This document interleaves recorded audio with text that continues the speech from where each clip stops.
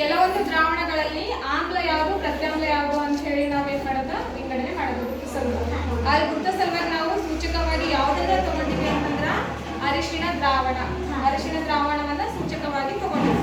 ಈ ಅರಿಶಿಣ ದ್ರಾವಣ ಆಮ್ಲ ಒಳಗ ನಾವು ಅರಿಶಿಣ ದ್ರಾವಣವನ್ನ ಹಾಕ್ತೇವಂತಂದ್ರ ಅದೇನಾಗ್ತದ ಹಳದಿ ಬಣ್ಣಕ್ಕೆ ತಿರುಗ್ತದೆ. ಹಳದಿ ಬಣ್ಣಕ್ಕೆ ತಿರುಗ್ತಂದ್ರದು ಆಮ್ಲ, ಕೆಂಪು ಬಣ್ಣಕ್ಕೆ ಗುಲಾಬಿ ಬಣ್ಣಕ್ಕೆ ತಿರುಗ್ತಂದ್ರದು ಪ್ರತ್ಯಾಮ್ಲ. ಈಗ ನೋಡಂಬರಿ ನೋಡ್ರಿ, ಇಲ್ಲಿ ಯಾವ ದ್ರಾವಣ ತಗೊಂಡಿವಿ? ನಿಂಬೆ ರಸ ದ್ರಾವಣ, ಶಾಂಪೂ ದ್ರಾವಣ, ಸಾಬೂನಿನ ದ್ರಾವಣ, ಅಡುಗೆ ಸೋಡಾ ದ್ರಾವಣ, ಉಪ್ಪಿನ ದ್ರಾವಣ, ಸಕ್ಕರೆ ದ್ರಾವಣ. ಈಗ ನೋಡ್ರಿ ಇಲ್ಲಿ ಫಸ್ಟ್ ನೋಡ್ರಿ, ಈಗ ನಿಂಬೆ ರಸ ದ್ರಾವಣ ಒಳಗ ನೋಡಮ್. ಆಮ್ಲ ಐತಂದ್ರ ಯಾವ ಕಲರ್ ಇರ್ತದು? ಆಮ್ಲ ಇತ್ತು ಅಂತಂದ್ರ ಏನು ಹಳದಿನೇ ಇರ್ತದ. ಈಗ ನೋಡ್ರಿ ಇದ್ರೊಳಗೆ ಹಾಕ್ಲಿಕ್ಕಿವಿ, ಹಳದಿ ಬಣ್ಣಕ್ಕ ತಿರುಗ್ತು ಅಂತಂದ್ರದೇನು ಆಮ್ಲ.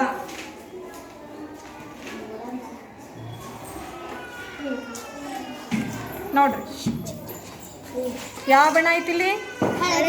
ಹಳದಿ ಬಣ್ಣ. ಹೌದಾ? ಅಂದ್ರೆ ಇದು ಆಮ್ಲದೇನ್ ಪ್ರತ್ಯಾಮ್ಲದ? ಆಮ್ಲದ. ಈಗ ನೋಡ್ರಿ ಇದ್ರೊಳಗೆ ನೋಡಮ್. ಈಗ ಶಾಂಪೂವಿನ ದ್ರಾವಣ ಒಳಗ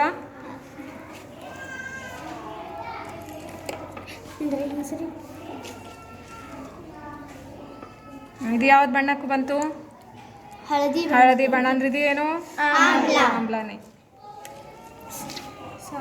ನೆಕ್ಸ್ಟ್ ಸಾಬೂನಿನ ದ್ರಾವಣ.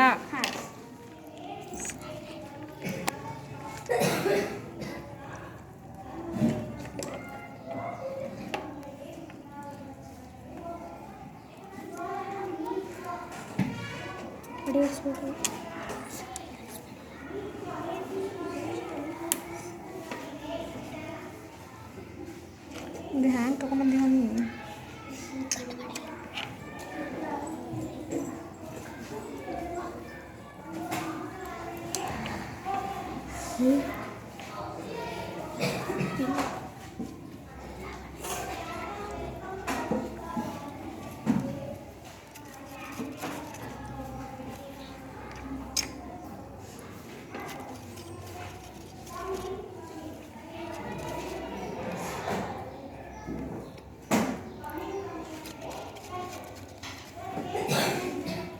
ನೋಡ್ರಿ ಸ್ವಲ್ಪ ಗುಲಾಬಿ ಬಣ್ಣಕ್ಕೆ ಬಂತಿಲ್ಲ? ಇದು ಏನು ಹಂಗಂದ್ರೆ ಆಮ್ಲದೇನು ಪ್ರತ್ಯಾಮ್ಲದ? ನೆಕ್ಸ್ಟ್ ಉಪ್ಪಿನ ದ್ರಾವಣ.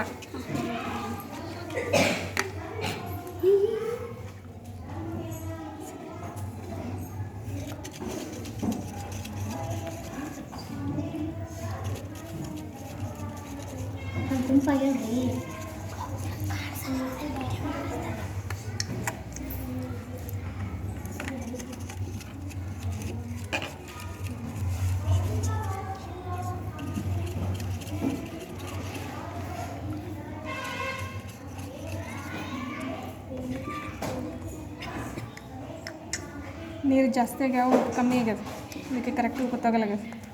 ಟೀಚರ್ ಇನ್ನೊಂದ್ಸಲ ಅರ್ಶಿನ ಬೇಕೇನ್ರಿ? ಎಲ್ಲಿ ತೊಗೊಂಬರ್ತಾರೆ ಟೀಚರ್? ಇಲ್ಲೇ ಏನು ಜಾಗದಾಗ